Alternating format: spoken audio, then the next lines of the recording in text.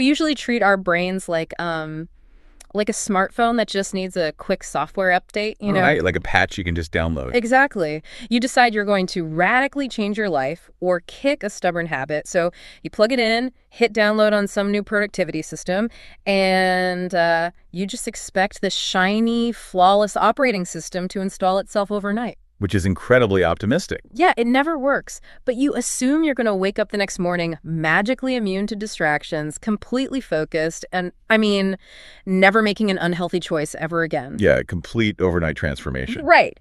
But that massive gap between the instant software update we want and the messy, slow reality of how human behavior actually changes, that is exactly what we are unpacking in today's deep dive. So welcome in, everyone. Glad to be here for this one. I am thrilled you're joining us because we are looking at a piece of source material today that completely flips the script on how we understand discipline. On the surface, the story is titled How to Talk About Self-Control in English, which it comes from a broader piece called The Architecture of Discipline, Small Habits for English Mastery. And, looking at that title, it reads like a standard practical language learning tool. Yeah, like a textbook. Exactly, a way to memorize vocabulary. But peeling back the layers reveals something much more profound.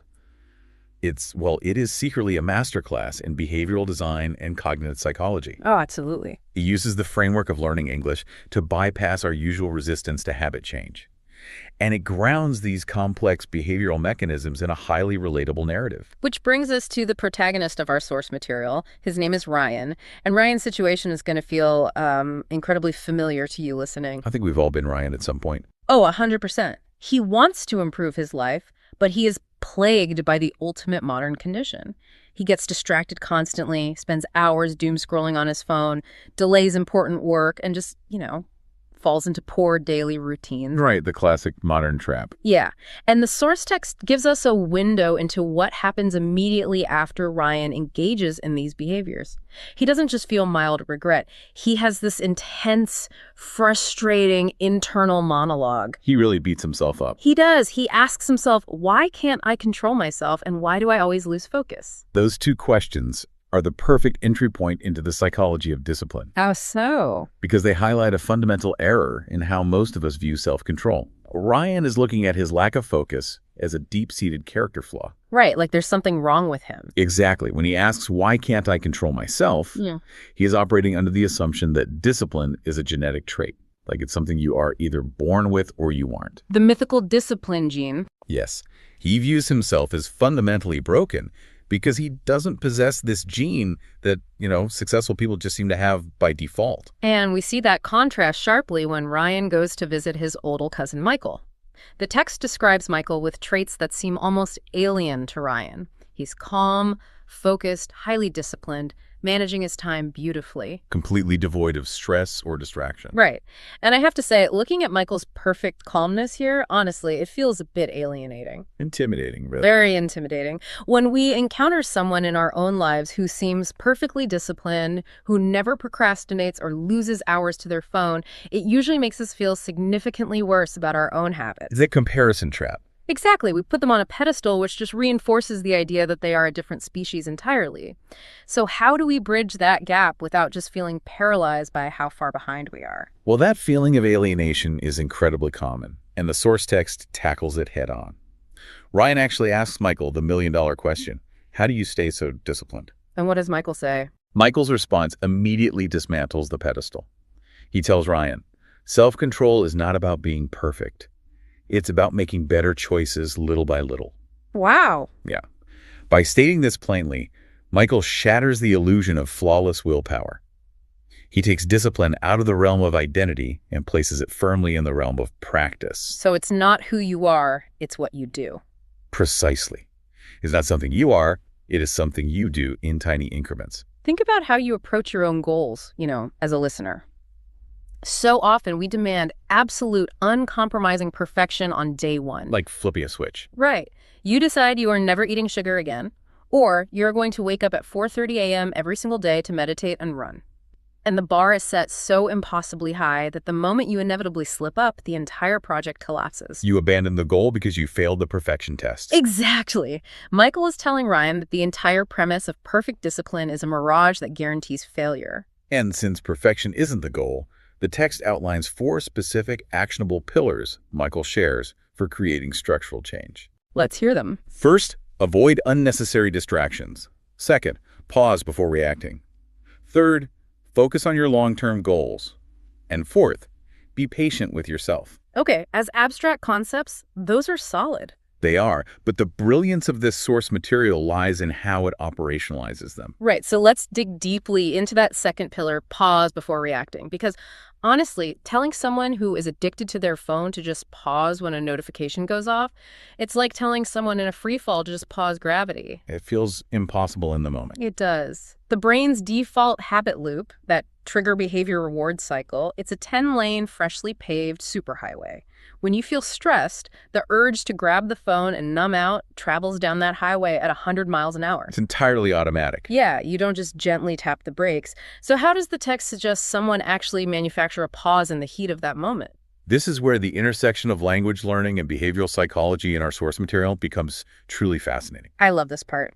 Michael doesn't just offer abstract advice. He pairs the concept of pausing with literal, actionable linguistics. Right. He teaches Ryan specific English phrases to vocalize his intentions. Phrases like, I'm trying to improve my self-control, and I need to stay focused, and I'm avoiding distractions today. So he actually has to say them out loud. Yes, the text emphasizes that Ryan repeats these sentences slowly when he feels the urge to give in to his bad habits. So the act of vocalizing the thought in a non-native language, that is acting as a physical speed bump on that neural superhighway. It is a profound cognitive intervention. Yeah. In behavioral psychology, we often refer to Daniel Kahneman's model of System 1 and System 2 thinking. Right, from thinking fast and slow. Exactly. System 1 is fast, automatic, emotional, and subconscious. That is the autopilot grabbing the phone. Okay. System 2 is slow, deliberate, conscious, and analytical. When you feel the urge to react, your limbic system 1 is driving. So how does the English come in? Well, by forcing yourself to articulate a boundary out loud in a language you are actively trying to master. You forcefully recruit the prefrontal cortex. You engage System 2. Oh, wow. Because it takes effort. Exactly. The cognitive load required to translate your intention into English and speak it aloud demands so much mental bandwidth that it physically interrupts the automatic habit loop. The language itself becomes the brake pedal. That makes perfect sense neurologically. You are deliberately introducing friction. Yes, very specific friction. The effort it takes to recall the vocabulary and form the grammar starves the automatic impulse of the energy it needs to execute. It manufactures the space, that critical 1 or 2 seconds needed to make a conscious choice rather than an automatic reaction.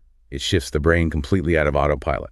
And once Ryan has successfully manufactured that pause, he executes a major behavioral pivot that evening. Right, instead of just sitting there. Exactly. The text notes that instead of falling into his usual trap of spending hours scrolling, Ryan makes a vital substitution. He opens a book. And the substitution aspect is so important to highlight. He doesn't just sit on his hands and try to white-knuckle his way through resisting the phone. Which usually backfires. Always backfires. He actively replaces the behavior with something else. And the source is very specific about the materials he uses. It is. He starts with a book called Short Stories in English for Beginners, the Teach Yourself series. He commits to reading just one short story every evening, and the text points out that these stories are simple, relaxing, and easy to understand. Lowering the barrier to entry is critical here. Right, because if it was too hard... If he had chosen an incredibly dense, complex novel, the cognitive friction would be too high. His brain would immediately seek the easy dopamine of his smartphone. So by choosing simple stories, the friction is manageable. Exactly. But more importantly, we need to look at the mechanics of reading versus scrolling. Let's unpack that mechanical difference here. Yeah. Because reading a physical book, especially one in a language you are studying, it forces the mind to engage in a sustained, linear way.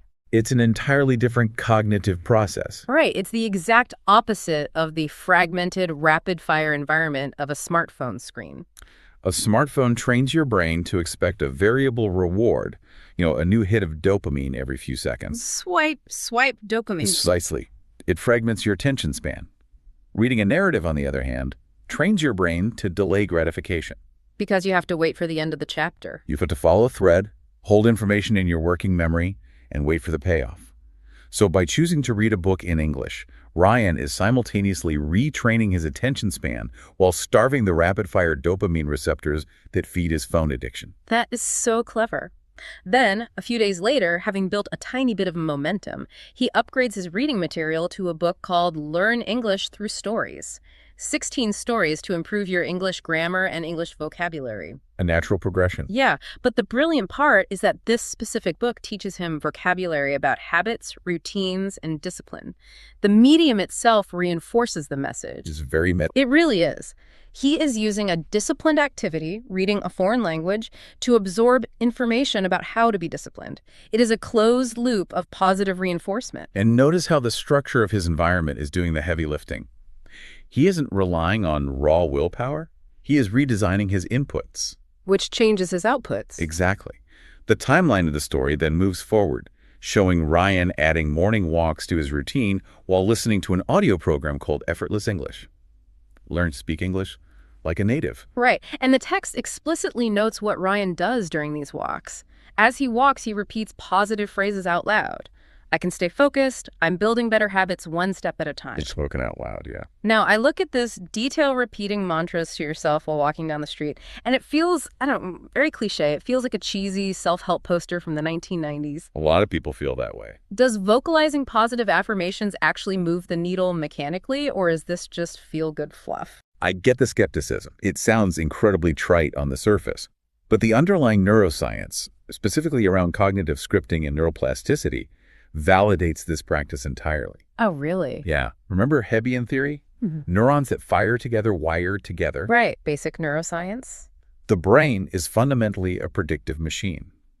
It relies on pre-existing scripts to determine how to react to stress or temptation. Ryan's old internal script, as we saw at the beginning of the text, was, why can't I control myself? I always lose focus. Very negative. Extremely negative. That script reinforced an identity of failure. Every time he faced a challenge, his brain predicted failure based on that exact script. So by literally speaking these new phrases into existence during his walks, he is preloading a new behavioral script. Exactly. When the temptation to scroll on his phone hits later in the day, his brain doesn't have to default to the old muddy rut of I have no self-control. It has a newly paved road available. I am building better habits. He is rehearsing the identity of a disciplined person. Language profoundly shapes our cognitive frameworks. And doing it in English adds that extra layer. Yes, by articulating these concepts in English, he is building a parallel neural architecture. The language acquisition isn't just a byproduct of his discipline. It is the scaffolding supporting his new identity. He is writing the code for his new reactions before the stress test even occurs. You know, what makes this source material so compelling is that it doesn't suddenly cut to a montage where Ryan is flawless forever. No, it's very realistic. It refuses to sugarcoat the process. The text plainly states that at first, self-control still feels difficult for Ryan. He gets distracted again. He wastes time. The old software doesn't just magically disappear overnight. Right, the 10-lane highway of his old habits is still there. Relapse is an unavoidable reality of behavioral change. Just it happens. The defining factor isn't whether you relapse, but how you respond to the relapse. And that is the absolute turning point in the text. It explicitly notes, but this time he doesn't give up.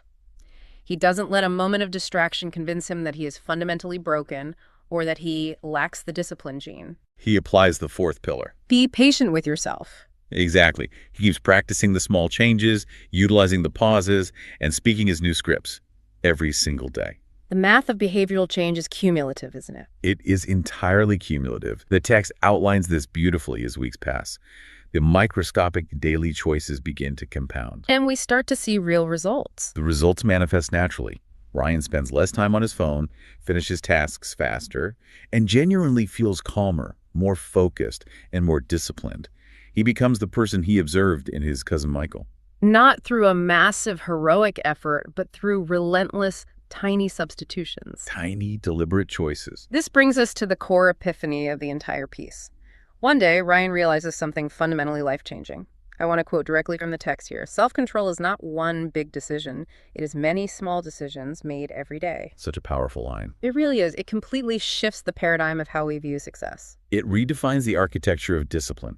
It's built brick by tiny brick, choice by tiny choice. For you listening to this right now, look at the goals you've been struggling with.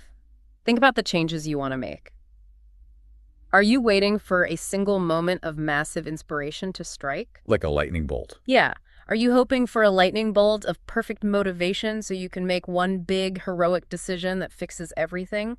Or are you willing to make the tiny, microscopic, totally unglamorous good decisions today? Those are the ones that count. Choosing to read a book for 10 minutes instead of scrolling. Taking a literal, out-loud pause before reacting to stress.